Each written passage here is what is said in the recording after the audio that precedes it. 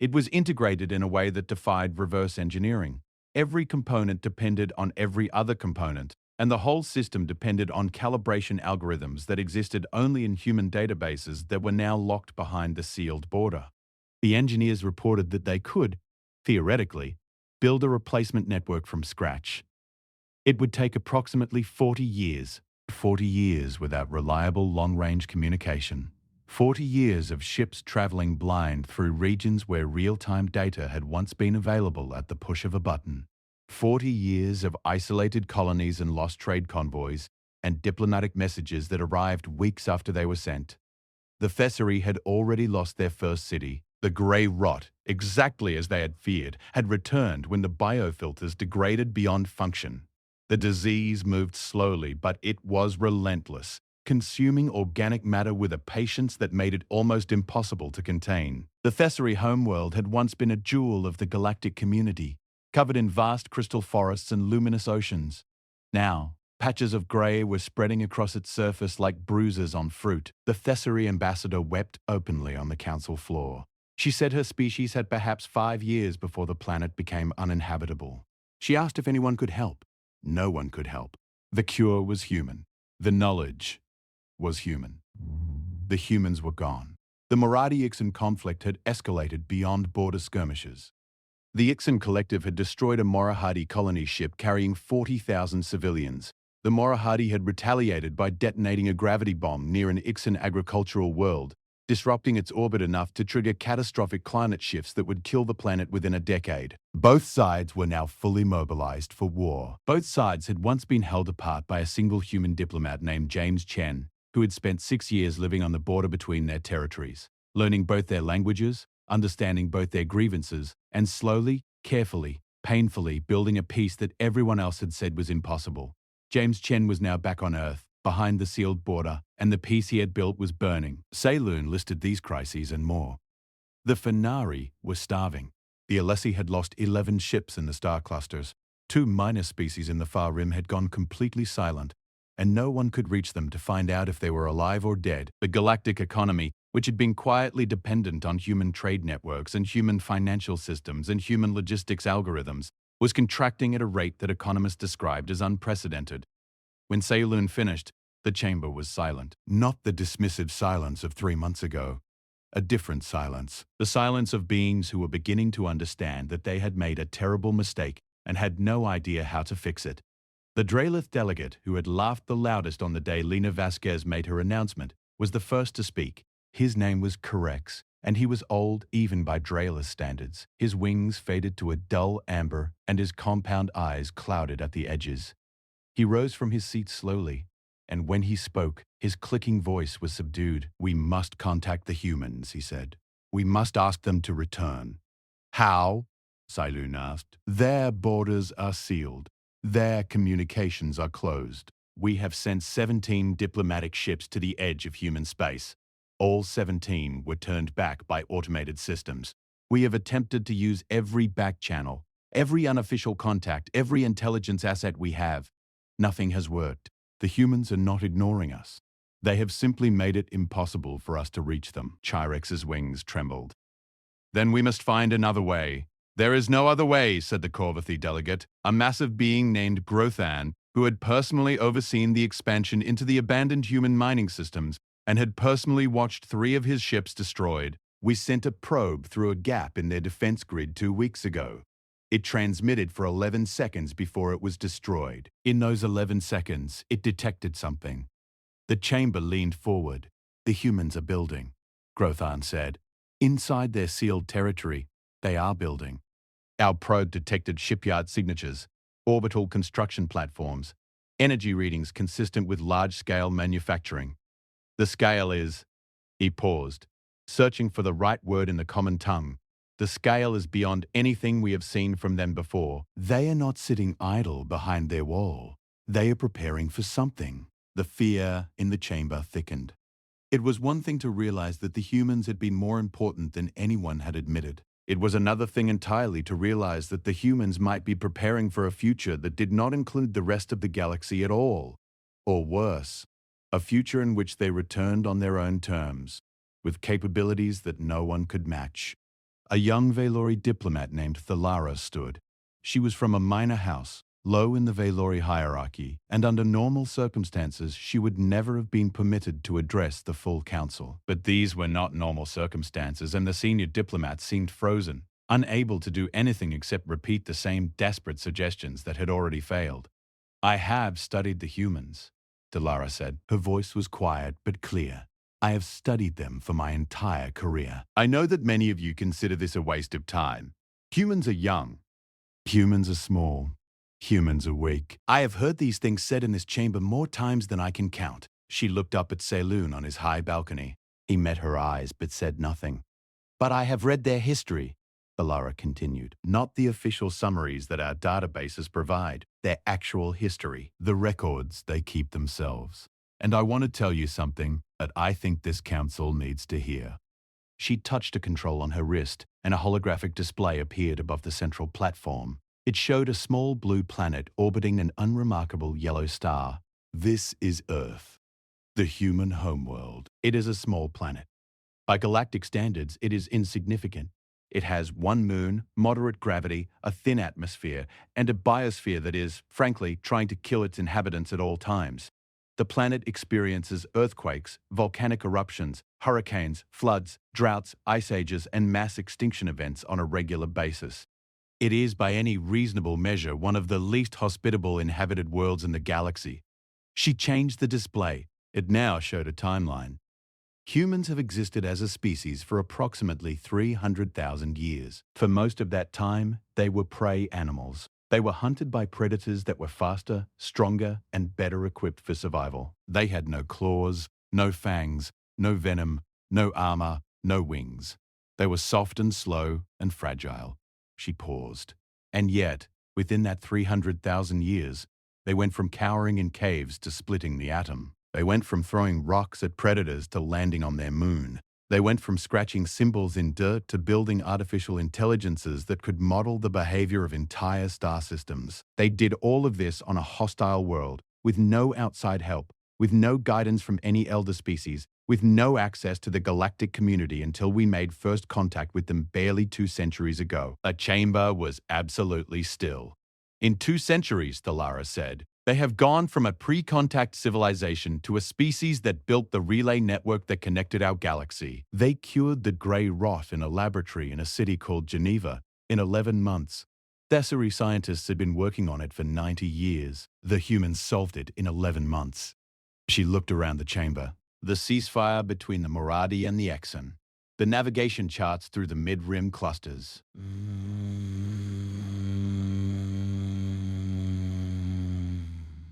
The gravitational stabilization technology for asteroid mining. The atmospheric processes that 3 colony worlds depend on for breathable air. The medical database that contains treatments for diseases affecting over 200 species. All of this, all of it, was created by a species that has been part of the galactic community for less than 200 years. She turned off the display. We laughed at them. We laughed at them because they were young and small and because they asked for things instead of taking them. We mistook their patience for weakness. We mistook their willingness to help for desperation for approval. We looked at their soft bodies and their short lifespans and their single homeworld, and we decided that they were lesser. And while we were deciding that, they were quietly becoming the foundation that held everything together. She took a breath. And now they are gone. And we are discovering what a galaxy looks like without its foundation. The silence that followed her speech was the deepest silence the council chamber had ever known. It was the silence of 900 species confronting a truth that they had spent 2 centuries refusing to see. Humans were not lesser. They had never been lesser. They had been something else entirely, something that the galaxy had no framework to understand because nothing like it had ever existed before. They had been kind. They had been kind to species that mocked them. They had solved problems for species that denied them basic rights. They had built infrastructure for a galaxy that treated them as an afterthought. They had done all of this not because they were desperate or weak or foolish, but because it was simply what humans did. They saw a problem, and they fixed it. They saw suffering, and they tried to end it. They saw a galaxy full of species that needed help, and they helped, even when no one said thank you. And the galaxy had repaid them with laughter. Thalara's speech changed nothing immediately. The crises continued. The grey rot spread across Thessaly Prime. The Morahadi-Ixan war intensified, with both sides deploying weapons that the Council had banned decades ago. The economy continued to contract. 3 more species went silent in the Outer Rim, and rescue missions could not be organized because the communication and navigation systems needed to coordinate them simply did not exist anymore. But Thalara's speech did something else. It planted a seed of understanding that began to grow in the minds of delegates who had never before considered what humans actually meant to the galaxy. It forced conversations that had never happened before. In private meetings and quiet corners and encrypted communications, representatives from dozens of species began to ask the same question. How did we let this happen? How did we become so blind? The Draelith elder Chirex was one of the first to publicly acknowledge what Thalara had said. In a statement to his own species, he admitted that the Draelith had benefited enormously from human generosity and had given nothing in return. He called it a stain on Draelith honor, and among the Draelith honor was everything. The Corvathi delegate Grotan made a similar admission, though in the blunt, direct way of his species. He said simply that the Corvathi had been stupid, and that being stupid had cost them ships and lives and resources, and that they would not be stupid again if given the chance. Even some of the Valori began to waver.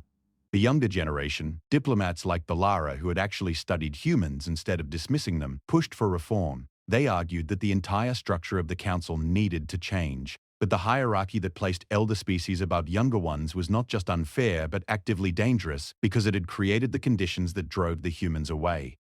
Salen resisted. He was old and proud, and he had built his career on the foundation of Valori supremacy within the Council. Admitting that he had been wrong about humans would mean admitting that he had been wrong about everything. But even he could see the numbers. The economy was collapsing. Species were dying. The galaxy was coming apart at the seams.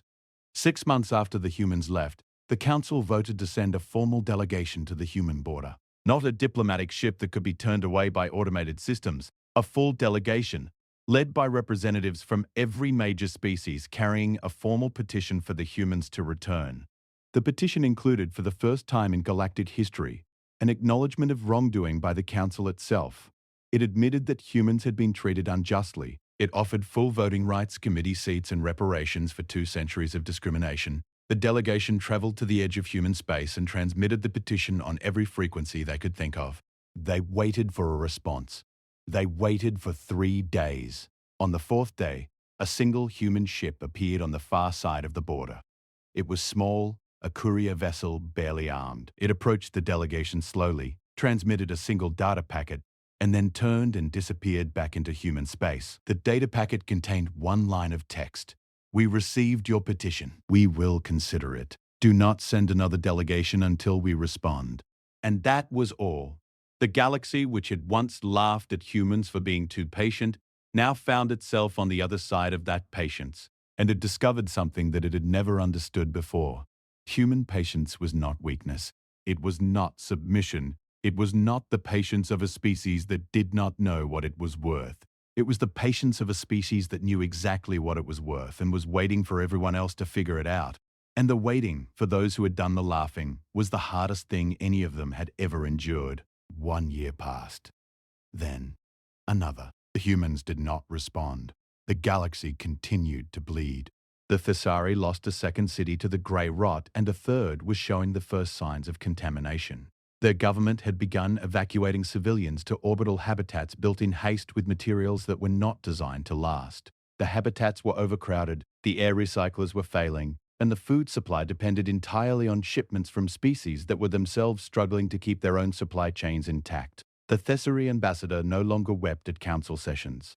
She had gone quiet, which was worse. Quiet meant she had stopped believing anyone could help. The Morahadi-Ixan war had consumed 6 star systems. The death toll had passed into numbers that lost all meaning. Billions. The word itself became a sound without weight because no mind could hold the reality of it. Both species had used weapons that poisoned the space around the battlefields, making entire regions of the galaxy impassable. Trade routes that had served hundreds of species for thousands of years were now graveyards of radiation and debris. Ships that wandered into these zones did not come back. The economy was no longer contracting. They laughed at humans, until they left and no one dared speak. Every empire in the galaxy had a warning carved into its oldest walls. Not about war, not about plague, not about the collapse of stars. The warning was always the same, written in 100 different languages across 1,000 different worlds.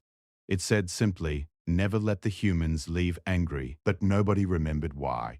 Nobody remembered because the last time it happened was so long ago that the warning had become a joke, a children's story, a myth whispered by old priests who had nothing better to do. And so when the humans finally did leave, when they packed up their ships and pulled their ambassadors from every station and sealed their borders without a single word of explanation, the galaxy did what it always did. It laughed. It laughed because it had always laughed at humans. And by the time the laughter stopped, it was already far too late. The Galactic Council chamber on the station called Valvis was the largest structure ever built by any species in the known galaxy. It floated at the center of a dead star system, anchored by gravity wells that had been engineered 10,000 years before humans even learned to make fire. The chamber itself was a sphere nearly 40 kilometers across, filled with breathable atmosphere and layered with platforms and balconies and floating seats that could hold representatives from over 900 species. Light came from artificial suns embedded in the walls, and the air always carried the faint scent of something sweet, something designed to keep every species calm and focused during debates that could last for days. On the day the humans made their announcement, the chamber was full. Not because anyone expected anything important. Humans were on the schedule, yes, but humans were always on the schedule. They were always complaining about something: trade rights, patrol routes, mining permits, but out of a cold, clear recognition that their energy and their gifts deserved better than what they were receiving. Talara understood that this was what had happened. The humans had not left to punish the galaxy.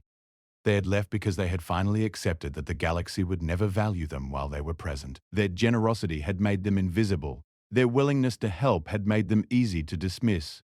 The only way to make the galaxy understand what it had was to take it away. And now the galaxy understood. It understood completely, painfully, with the desperate clarity of someone who has lost the thing they never appreciated. Saloon stepped down as High Arbiter at the end of the first year. He did not explain his decision publicly.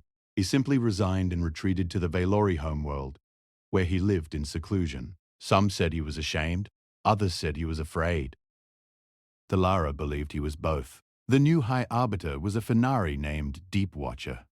She was the first non-Valori to hold the position in the Council's entire history. Her election was itself a revolution, a sign of how thoroughly the old order had crumbled. The Fenari were a quiet, thoughtful species, known for their patience and their long memories. Deepwatcher had been chosen because she represented something new. She represented the possibility that the Council could change, truly change, in ways that might give the humans a reason to come back.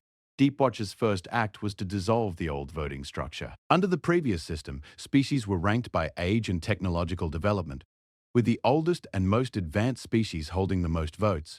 Humans, classified as a young species, had held exactly 0 votes. The new system gave every member species one equal vote. It was simple. It was fair. It was something the humans had asked for 11 years before Lena Vasquez's final speech. Her second act was to create a formal Office of Human Relations. Its purpose was not just to manage the relationship with humanity, but to study human contributions to galactic civilization and ensure they were properly documented, credited, and remembered. Talara was appointed to lead it. Her third act was to authorize a single ship to approach the human border. Not a delegation, not a fleet.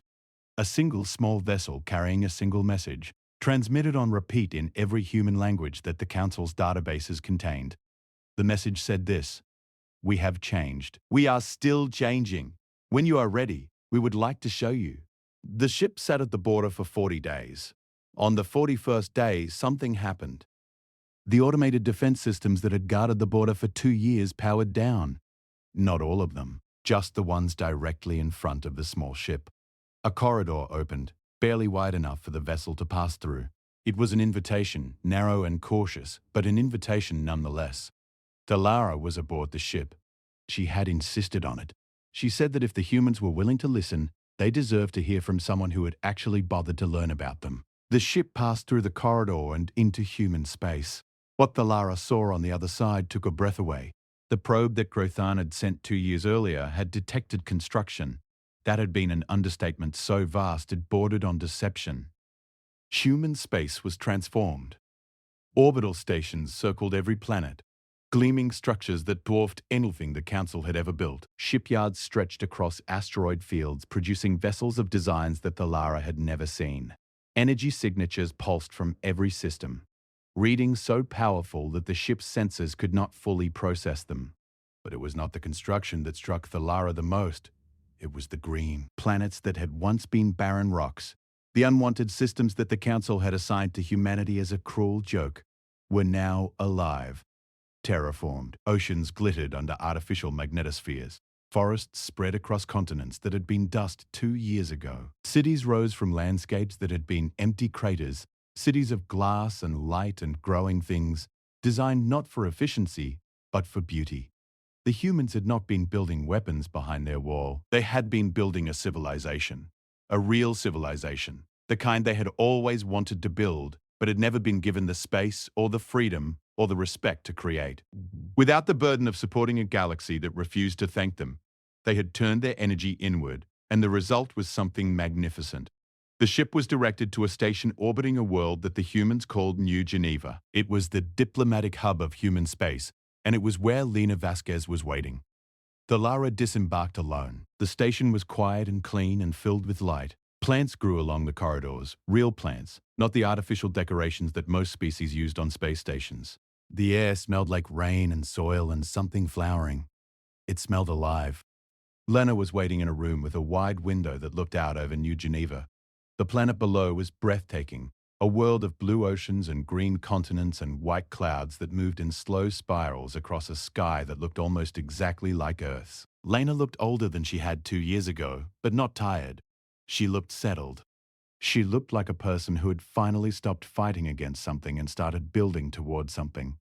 Thalara bowed. It was a Veilori gesture of deep respect, one that was almost never directed at non-Veilori. "Thank you for seeing me," Thalara said. "We almost didn't," Lena replied. "We debated it for a long time. A lot of people think we should keep the border sealed permanently. A lot of people think we owe the galaxy nothing." "Do you think that?" Thalara asked. Lena looked out the window. "I think that the galaxy taught us something valuable. It taught us that kindness without boundaries becomes exploitation. It taught us that helping people who refuse to see you as equals is not generosity, it's self-destruction." Thalara nodded. "You are right. I know I'm right," Lena said, and there was no bitterness in her voice, just certainty. "The question is whether anything has actually changed, or whether the Council is just desperate and will go back to treating us the same way the moment their problems are solved." Thalara reached into her coat and pulled out a data chip. She placed it on the table between them. "This contains records of every action the Council has taken since your departure. The new voting system, the Office of Human Relations, the formal acknowledgement of wrongdoing, the dissolution of the species hierarchy, the election of Deep Watcher." She paused. It also contains my personal research. 12 years of studying human history, human culture, human philosophy. I have read your Shakespeare and your Tolstoy and your Morrison. I have studied your wars and your peace movements. I have learned 3 of your languages. I did this not because the Council asked me to, but because I believed from the beginning that your species was extraordinary, and I wanted to understand why. Lena picked up the data chip and turned it over in her hands. "You are the first person from the Council who has ever said that to us," she said quietly. "I know," Thalara said, "and I am sorry it took so long." They talked for hours. Thalara explained everything the Council had done, every reform, every change, every painful admission. She did not exaggerate and she did not minimize. She presented the facts as they were, including the failures, the species that had resisted change, the factions that still believed humans were inferior and would never deserve equal standing. Lena listened to all of it. She asked sharp questions. She challenged claims that seemed too good to be true. She was not hostile, but she was thorough in a way that reminded Thalara of the human scientists she had read about, people who tested every assumption and trusted nothing that had not been proven. At the end of their conversation, Lena stood and looked out the window again. "I cannot make this decision alone," she said. "This goes to the Coalition. Every human being gets a voice in this. That is how we do things." "I understand," Thalara said. "How long will it take?" "As long as it takes," Lena said. We will not be rushed. Not anymore. Thelara returned to the council with her report. She told them everything she had seen. The transformed worlds, the advanced technology, the civilization that humanity had built in 2 short years. She told them that the humans would consider the council's offer, but would not be pressured or hurried. She told them that the old ways of dealing with humanity, the condescension, the dismissiveness, the casual cruelty disguised as tradition, all of it was over. If the humans returned, it would be as equals or not at all. The council waited. It had no choice. The galaxy that had once mocked human patience now survived on it. 4 months after Thelara's visit, a human fleet appeared at the border. Not a war fleet, a diplomatic convoy. 12 ships gleaming in dew, each one bearing the flag of the United Human Coalition. They crossed the border in formation, and as they did, the relay stations that had been dark for over 2 years began to light up. One by one, system by system, the network that humans had built came back online. Communication was restored. Navigation charts updated. The galaxy, which had been stumbling in the dark, could suddenly see again. Lena Vasquez stood once more on the central platform of the council chamber, unveiled this. The chamber was full, every seat taken, every balcony packed. The silence was absolute, but it was a different silence than any that had come before. It was not dismissive. It was not fearful. It was respectful. It was the silence of 900 species, looking at one small, young, extraordinary civilization and seeing it clearly for the first time. We have considered your petition, Lena said. We have debated it among ourselves for 4 months. Every human being of voting age had a voice. The decision was not unanimous. Many of our people believe that the galaxy will never truly change, that we will be used and discarded again the moment the crisis passes. She let that statement settle. But the majority of us believe in something else. We believe that people can change.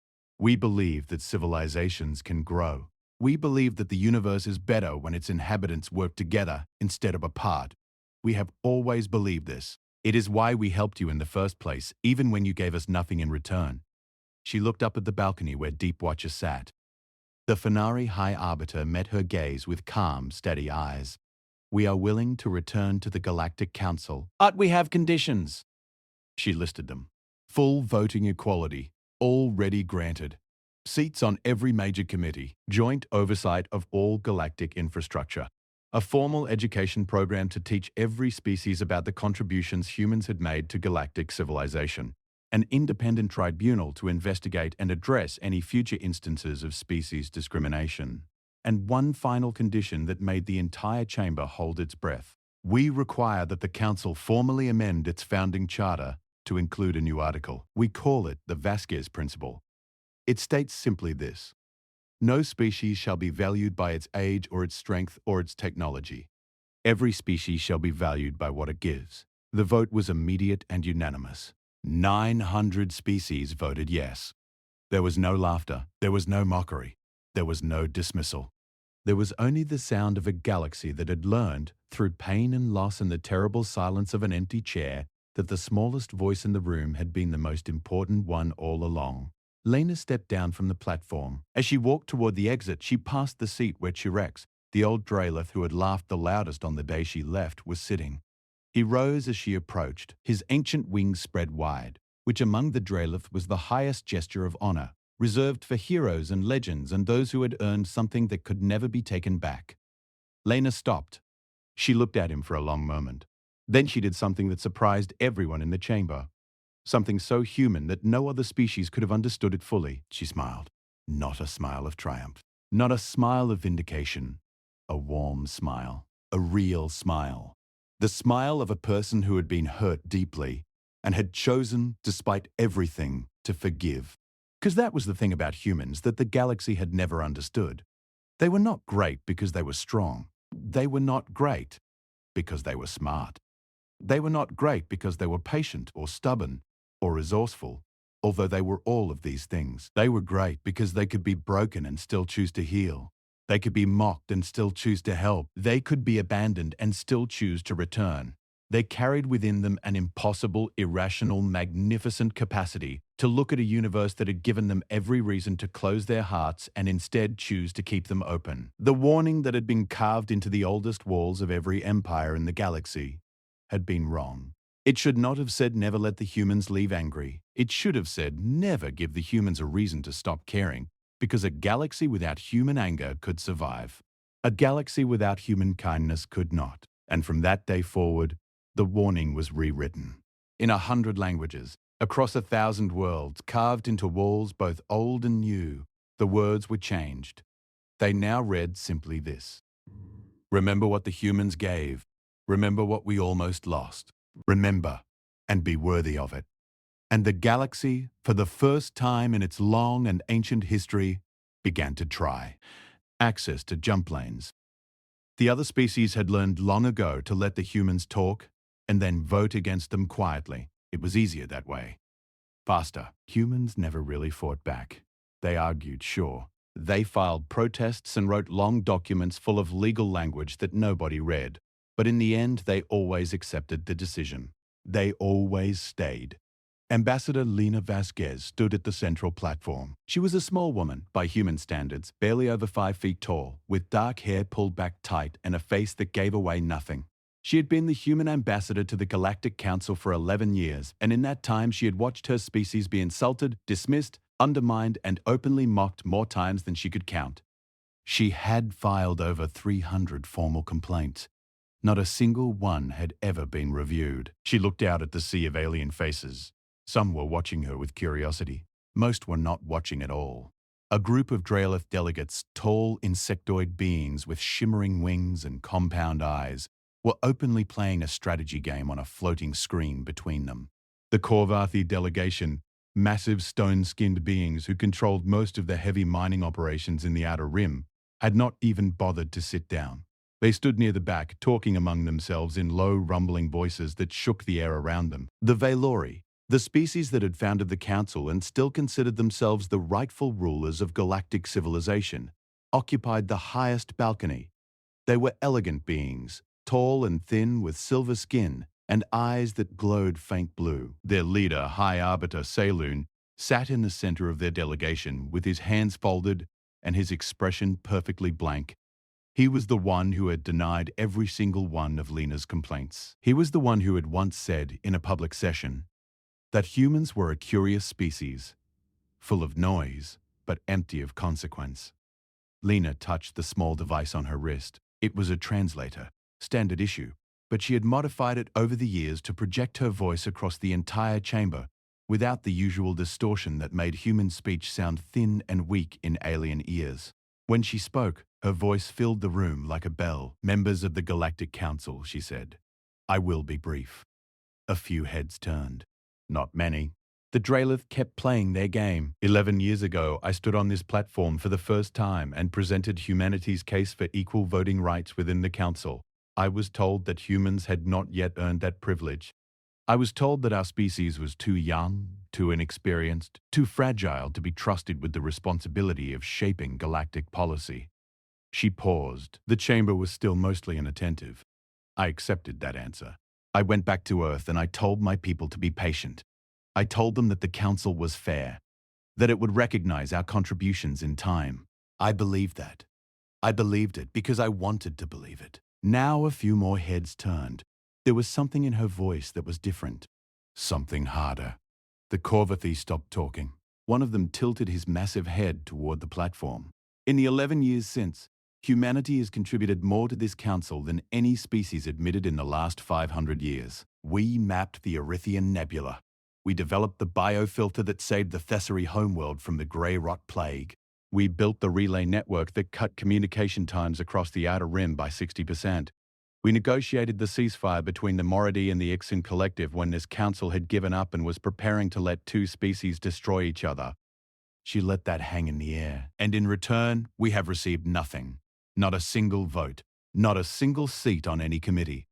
Not a single acknowledgement in any official record. Our ships are taxed at rates 3 times higher than any other species. Our colonies are restricted to systems that no one else wants. Our people are barred from attending most academic institutions, most research programs, most cultural exchanges. We are, in every way that matters, treated as less than the least among you. The chamber was quiet now. Not respectfully quiet, uncomfortably quiet. The kind of quiet that happens when someone says something true that everyone has been pretending is not true. High Arbiter Salin leaned forward slightly on his balcony. His blue eyes narrowed. Lena reached into her coat and pulled out a small data chip. She held it up so the chamber's visual amplifiers could project its image across every screen. This morning at 0600 Standard Time, the United Human Coalition voted unanimously to invoke Article 17 of the Founding Charter. For those of you who have forgotten, Article 17 grants any member species the right to withdraw from the Galactic Council and all associated treaties, agreements, and obligations, effective immediately. The silence changed. It went from uncomfortable to something else entirely. Something that felt like the air had been pulled from the room. "We are leaving," Lena said. "All human ambassadors will be recalled within 72 hours. All human military vessels will return to human space. All human trade agreements, scientific partnerships, and mutual defense pacts are hereby terminated. All human technology currently licensed to Council species will be deactivated at the end of the 30-day transition period, as outlined in the Charter." She placed the data chip on the platform's central console and stepped back. "You will receive formal documentation within the hour. I have nothing else to say."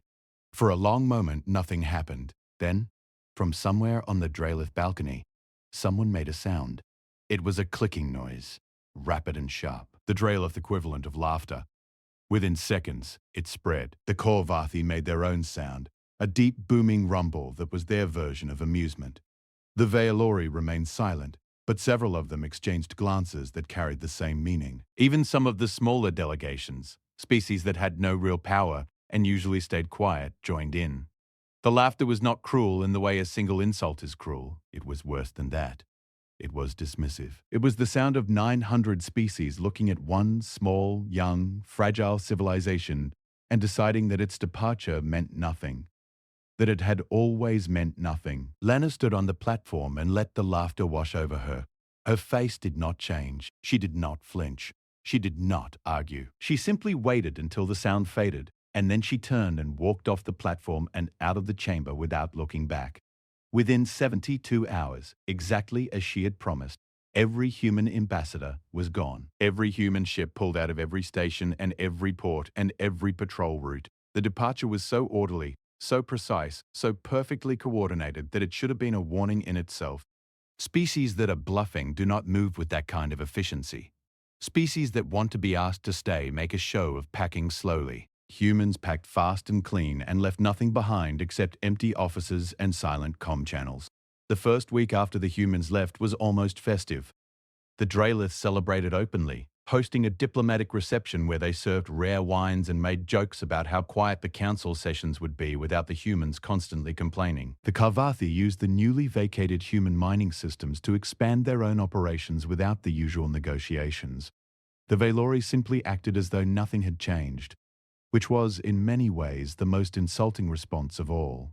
High Arbiter Saloon gave a short address to the Council, in which he acknowledged humanity's departure and expressed the Council's hope that the humans would reconsider in time. His tone was the tone of a parent speaking about a child who had thrown a tantrum and run to their room, patient, amused, utterly unconcerned. It took exactly 19 days for the first problem to appear. The relay network went dark. Not all at once, but in a cascade, one station after another, from the outer rim inward, simply stopped transmitting.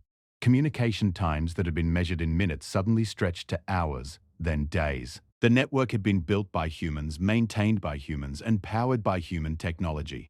When the humans left, they had warned that all licensed technology would be deactivated. No one had taken it seriously. No one had believed they would actually do it. But they did. The Thessari were the first to panic. The biofilters that had saved their homeworld from the grey rot plague were human-designed.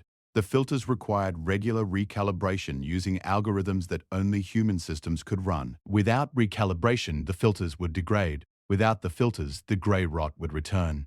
The Thessari ambassador, a trembling creature with translucent skin and wide, frightened eyes, stood on the council platform and begged for someone to contact the humans and ask them to maintain the filters. No one knew how to contact the humans. The comm channels were closed. The border was sealed. Ships that approached human space were turned back by automated defense systems that no one had known existed. The humans had not just left, they had locked the door behind them. The Korvathi discovered the second problem when their new mining operations in the formerly human systems began to fail. The asteroid fields that humans had been mining were rich, yes, but the extraction methods required a specific type of gravitational stabilization that humans had invented. Without it, the asteroids were unstable. 3 Korvathi mining ships were destroyed in collapses within the first month. The Korvathi pulled out of the systems entirely and said nothing about it publicly, but the loss was enormous. The Morhadi and the Ixan collective, whose ceasefire had been negotiated and maintained by human diplomats, began exchanging threats within weeks of the human departure. Without the neutral party that had held the peace together, old hatreds resurfaced fast. Border skirmishes started within 2 months. A full-scale war was expected within 6. And then, quietly, almost without anyone noticing at first, the smaller species began to disappear from council sessions. The Phanari, a peaceful aquatic species that had relied on human trade routes for essential nutrients, withdrew to their homeworld and sealed their oceans. The Alessi, a nomadic species whose ships had used human navigation charts to travel safely through the dense star clusters of the mid-rim, stopped traveling entirely. Without the charts, the clusters were death traps. One by one, the threads that humans had woven into the fabric of galactic civilization began to unravel. And the Council, which had laughed so confidently just weeks before, began to realize something that it should have understood all along. The humans had not been complaining because they were weak. They had been complaining because they were holding everything together, and they wanted someone to notice before it was too late. Now it was too late. And no one in the galaxy was laughing anymore. The galaxy had a rhythm before the humans left. It was a rhythm that most species did not notice because they had lived inside it for so long. Trade ships moved along routes that had been mapped and secured. Communication flowed through relay stations that hummed with constant data. Disputes between species were managed, sometimes clumsily, but always managed, before they became wars. Plagues were caught early. Resources were shared, unevenly, but shared. The galaxy was not perfect, but it worked. And it worked because behind every system, every route, every negotiation, every cure, there were human fingerprints that nobody had ever bothered to look at closely. 3 months after the humans sealed their borders, the Galactic Council held an emergency session. It was the first emergency session in over 200 years. The last one had been called when a rogue black hole threatened to consume an entire inhabited star system. This time the threat was not a black hole. It was absence. The simple, devastating absence of a species that everyone had spent decades pretending did not matter. High Arbiter Salen stood on the central platform where Lena Vasquez had stood 3 months earlier. He was thinner than he had been. The silver sheen of his skin had dulled slightly, which among the Valori was a sign of stress that could not be hidden. His blue eyes swept across the chamber, and for the first time in his long career, he saw something in the faces of the assembled delegates that he had never seen before. He saw fear. "The situation," he began, and his voice cracked slightly before he recovered, "is more serious than initially projected." That was the understatement of the millennium. The relay network was still dark across 70% of the galaxy. Engineers from 12 different species had tried to repair it. They had failed. The human technology that powered the relay stations was not simply advanced, it had collapsed. Currency systems that had been stable for millennia became worthless overnight when the financial networks that supported them went dark. Entire species reverted to barter. Some reverted to raiding. Piracy, which had been nearly eliminated during the era of human patrols, exploded across the outer rim. Merchant convoys traveled in armed fleets or did not travel at all. And through all of this, the human border remained sealed. Silent. Impenetrable. Rumors spread. Some said the humans had destroyed themselves behind their wall, that their technology had turned against them and wiped them out. Others said the humans had discovered something beyond the galactic rim, a new frontier, a new galaxy, and had simply moved on, leaving the rest of the universe behind like outgrown clothing. The darkest rumors said the humans were building a weapon, something that would end the Council, something that would reshape the galaxy in humanity's image. Thalara, the young Valori diplomat who had given the speech about human history, spent the 2 years since the departure studying everything she could find about humanity. She learned their languages. She read their literature. She studied their wars and their peace agreements, their art and their science, their religions and their philosophies. And the more she learned, the more she understood something that terrified her. Humans were not vindictive. They were not cruel. They did not destroy their enemies or seek revenge for the pleasure of it. But they had a quality that was, in its own way, more frightening than any weapon. They could walk away. They could look at a situation that was hurting them, a relationship that was using them, a system that was exploiting them, and they could simply decide to stop participating, not out of anger, not out of spite,